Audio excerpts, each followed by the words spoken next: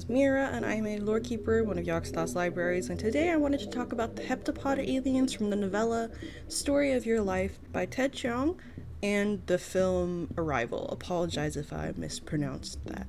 As always, this is not a deep dive, but just a small summary or introduction to these wonderful aliens. The Heptapods first appear in the novella Story of Your Life by Ted Chiang, which was first published in 1998, while its film adaptation would come out much later in 2016 under the name Arrival, adapted by Eric Heisserer, again, I'm so sorry if I'm mispronouncing these names, and directed by Denis Villeneuve? I'm so sorry. The Heptapods are one of my favorite alien species in science fiction. They felt really believable while still invoking that sense of, wonder. Though I would have to say that they are not the main characters or even the main villains of this story. The story is a conduit for the Sapir-Whorf hypothesis, and I'll spare you from the absolute rabbit hole that I fell down and give you the TLDR. Sapir-Whorf hypothesis is the belief that in linguistic relativity, or the idea that the way that we think and perceive the world around us is shaped by our language.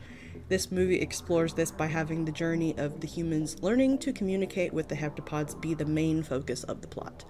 I could talk forever about how much I love languages and how I genuinely believe in this theory, but I will hold my tongue because this is supposed to be a brief summary and not a thesis, Meerah.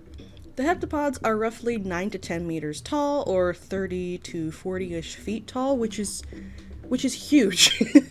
That's like a 3-story building. Their skin is gray, and they're almost like cephalopod-ish in their appearance. They use jet fuel propulsion. Holy, could you imagine how terrifying that would be? Oh my gosh, okay.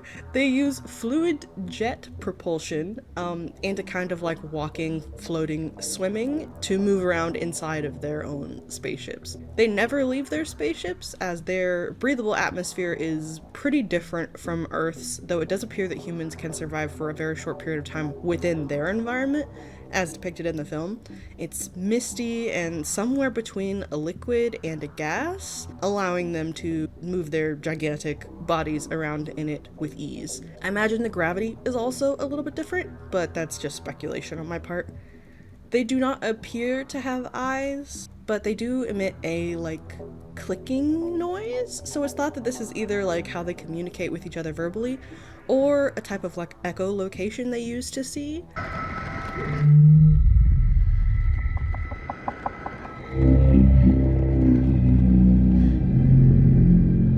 This would also fit with their, nautical inspiration. Their diet and lifespans are unknown, but it can be assumed that naturally they live pretty long lives. Sadly, though, it is confirmed in the process of the movie that they are not indestructible or immortal, as one of them actually perishes due to the real villains of the film, humans. God, I hate humans sometimes. Most of the time, honestly. We're just a terrible species.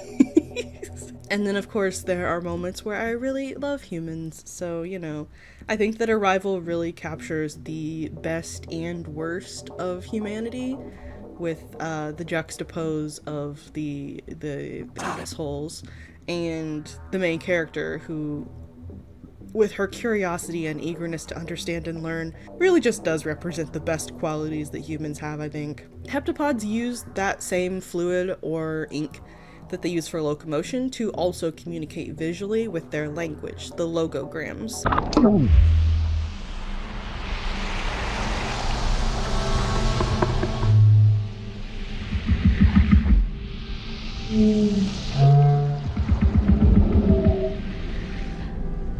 I think those are their names.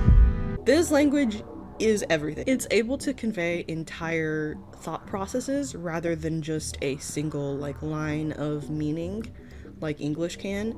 They are circular and free of time and non-linear and a complete whole rather than a singular meaning or intention. Learning the language intimately, which is that point at which you start thinking in the language or dreaming in the language. It changes the way one thinks and perceives the world around them. In this case, namely time. As the language is nonlinear, it conveys a nonlinear perception of time, and as we see unfold in the film, allows the main character to remember things that haven't happened yet, and essentially for her to predict and guide herself through the future. It's an incredible story that sometimes is hard for me to wrap my feeble little mind around, but I love it so much for that reason. It really makes you think. The Heptapods made contact with humanity and gave us their language because they can see the future, or experience the future. The future isn't the future to them, the future is also the present. And they need our help in the future for their survival because they're going to face some sort of like extinction event.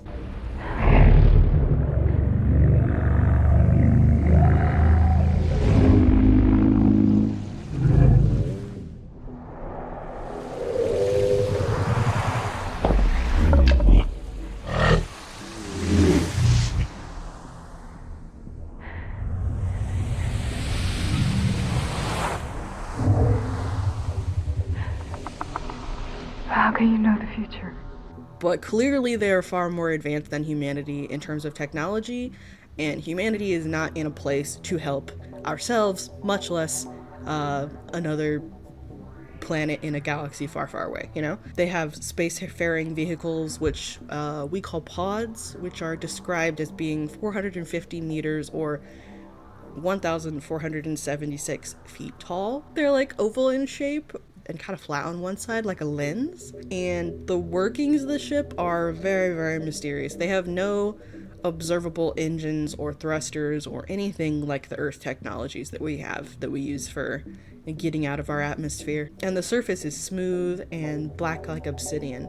Inside the ship, they have the ability to change the atmosphere on one side of the barrier to match Earth's in order to support humans coming to visit. The ships likely use some sort of teleportation to move around, as when they leave Earth, they just vanish into a mist. If Arrival did not make you cry, you truly have no heart. Just thinking about this film makes me tear up a little, makes me so emotional. It's so good. If you haven't seen it, I highly recommend watching it.